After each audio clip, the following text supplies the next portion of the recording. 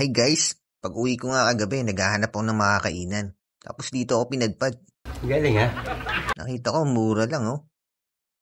Yun oh, meron pa silang mga ibang menu. Ito, gusto ko rin subukan yan. Sa susunod, susubukan ko na lang to. Ito mukhang masarap din yan eh. At yan nga, may naka-order ng iba. Dito, ako lang mag-isa.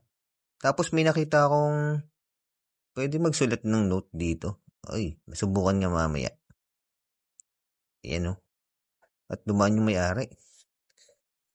Ngayon lang ako na-encounter ng kainan na may ganito. First time. Mga nakasulat oh. Halos mga ano lang nagsusulat. Parang ako palang unang Pinoy na makakain dito kasi walang mga sulat na Pinoy oh. Walang mga English eh. Ayan. Tapos namili talaga ako nung kakainin ko eh. Kasi first time ko nga lang makakain dito. Tapos nagtatanong ako kung may English na menu. Sabi niya, ay wala eh.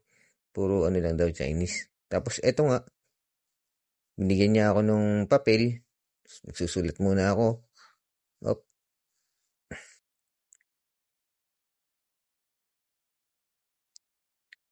Bilis na sulat ko, no? Tapos yan, ilalagay ko na.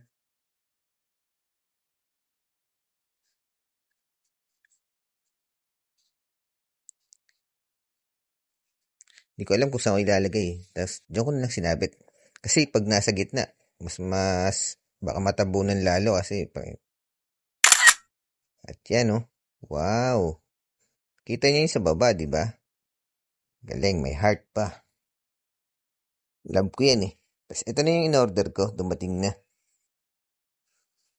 Yan. Fried noodles siya. May itlog. Tapos, ito, parang chipay siya. Pork chipay. Tapos, kausap ko nga pala yung maganda kong asawa. Okay guys, kakain na ako.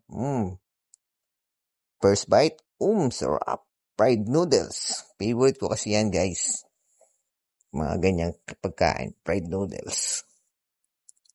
Tapos may itlog pa siyang kasama. Sarap. Malasado pa. 100 nga lang pala ang binayaran ko dito guys. May kasama ng drinks yan. Ayan oh. Noodles. Sarap.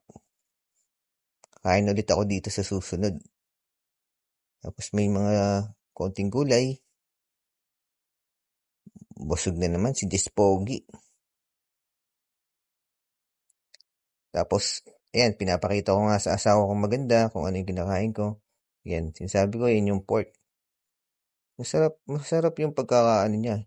Timpla niya, prito. Sarap.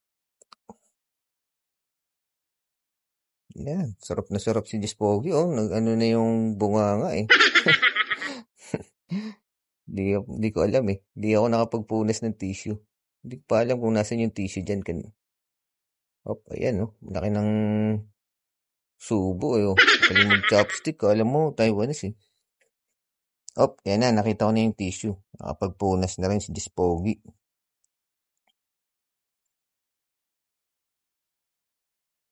Yan, may gulay. Sarap. Ito talaga masarap dyan oh. Yung noodles niya.